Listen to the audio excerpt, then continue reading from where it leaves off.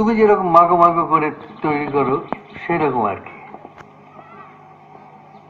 আপনার এনেও দিয়েছিলাম, রনসাইকে বলেছিলাম রাত্রি এসে খাবো।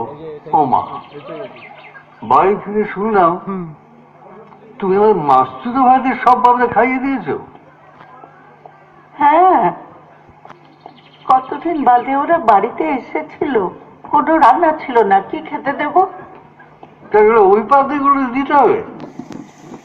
তোমাকে কতবার পাবদা রান্না করে খাইয়েছি বলো তো? কিন্তু ওই পাবদা, ওই পাবদাগুলো কেন, ওই ওই পাবদাতে কি ছিল? সে তুমি বুঝবে না, ওগুলো স্পেশাল। তুমি কোনোদিন এগুলো বুঝলেই না। একটা পাবদাও আমার জন্য রাখো।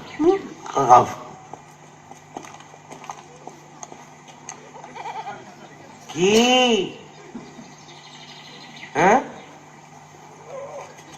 তুমি কোনদিন বুঝবে না, বুঝতে পারবে না। হ্যাঁ হ্যাঁ, আরে বাংলাদেশের মেয়ে তুই পিসি সরকারের হাতে